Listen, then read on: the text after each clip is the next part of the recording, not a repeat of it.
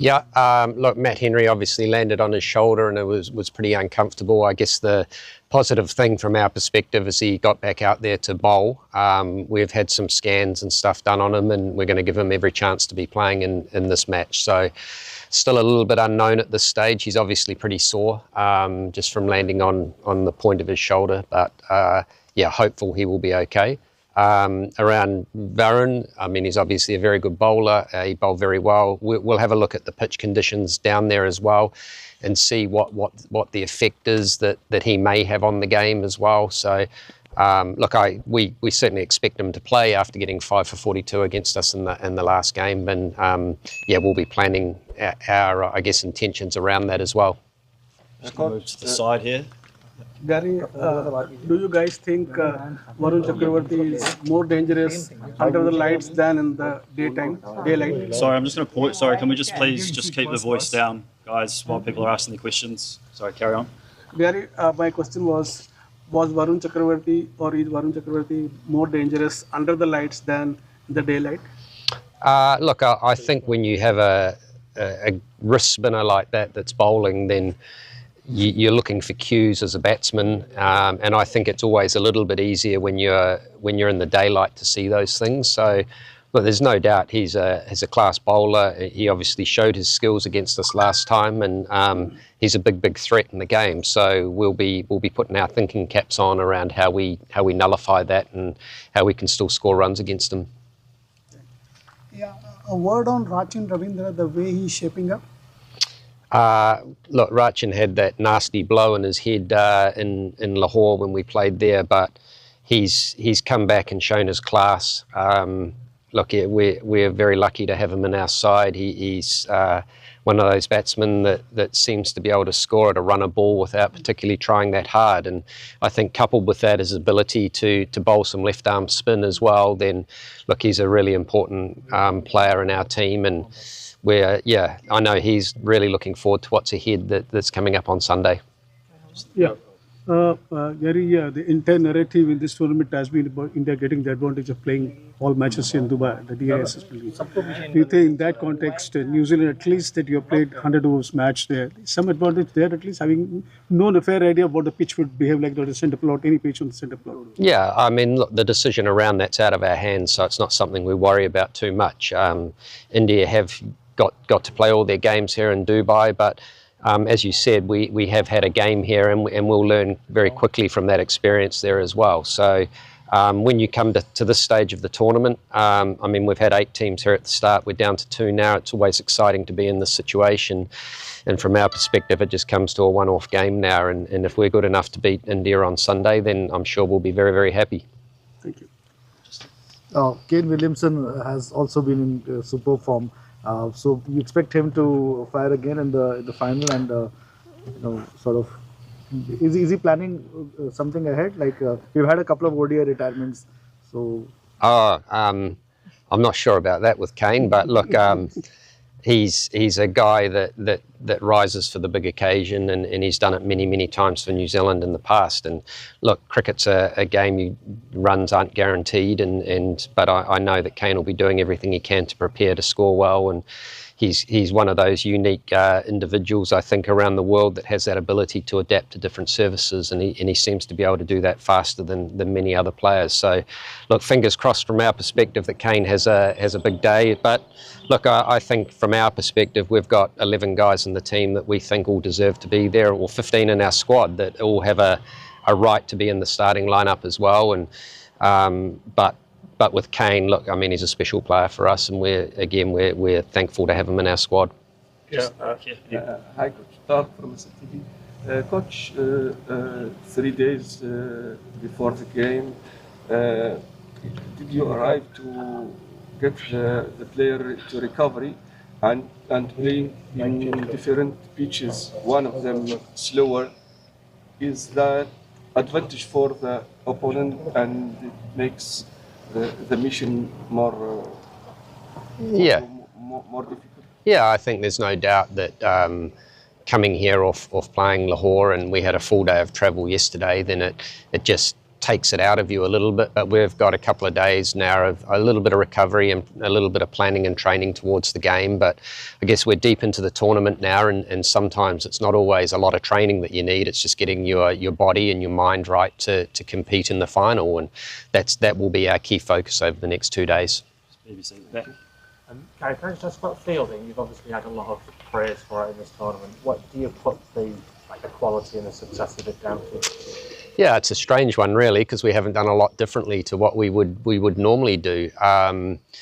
I think fielding for me is all about attitude, and if the attitude's right and you expect that every ball will come your way, then you can pull off some amazing things. And I think through this tournament we've taken some fantastic catches, and I mean Glenn Phillips is the obvious one to go to, but it hasn't been just him. There's been other guys that have pulled off some really good catching as well, and that has the ability, I think, to change momentums in games, and if you're all in that mind space of doing something for the team, then I think it can only help you. Why do you think Glenn's so good? He's fast, he's strong, he loves fielding as much as anyone that I've seen. He practices it regularly, and he's got that, I guess, unique ability to get himself off the ground, and it seems to stick more times than it doesn't. So look, he's a fantastic fielder. There's been a lot of praise for him, I know, and I think it's well deserved. Yeah. So India most likely will field the same team, probably with 4 spinners. Is that one area of concern, because New Zealand doesn't play against 4 spinners normally in ODIs? I mean, it's probably what we expect for them to play against us, but we have 4 spinners as well within our squad, and we think we're pretty well balanced, but it's always a challenge. I mean, they are very, very good spinners, all of them in their own right.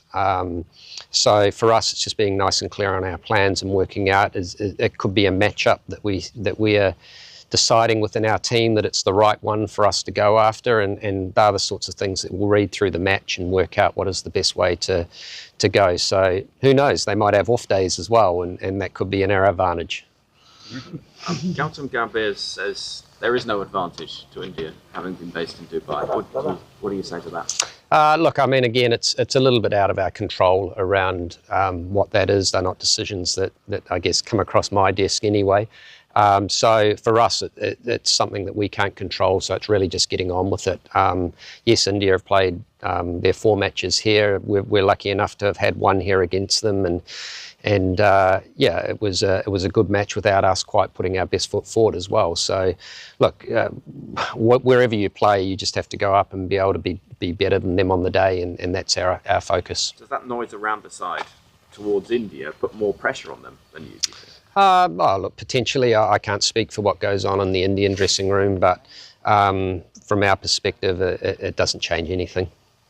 Coach, do you expect Rachin to play a sort of key role against India's spin? And just a quick follow-up, what's the general talk been among the batting group for taking more attacking options against Chakravarti?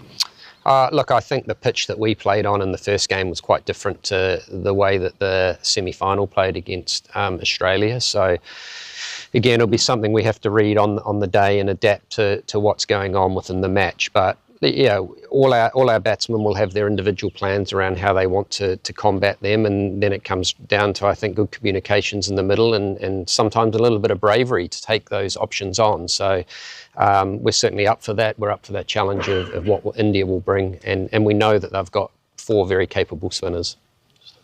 How is the experience of New Zealand team in Pakistan playing ICC Champions Trophy matches and Tri-Nation spectators and other facilities?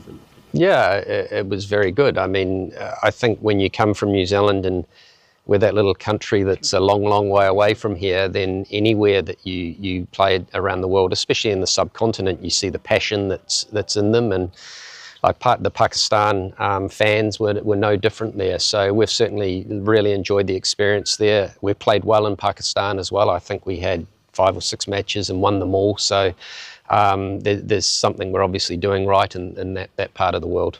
Just going to have 2 more, just one here and then one on there.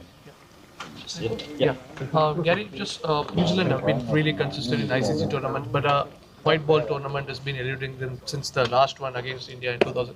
How important is this title for taking New Zealand cricket to the next level, considering you lost a couple of senior bowlers like Southee and Bolt? Now there's a kind of a mini transition that's happening. So just to inspire the next set of, to make the process much more smooth and get a next set of players coming in? Yeah, I think if you look at our bowling group, we're possibly one of the most inexperienced groups that are here. And a Will O'Rourke, a Kyle Jamieson, for example, they haven't played a lot of one-day cricket or ICC tournament cricket either. So for them to keep standing up on this stage is very good, especially after the loss of a Southia Bolt, for example, that's been in our ranks for some period of time.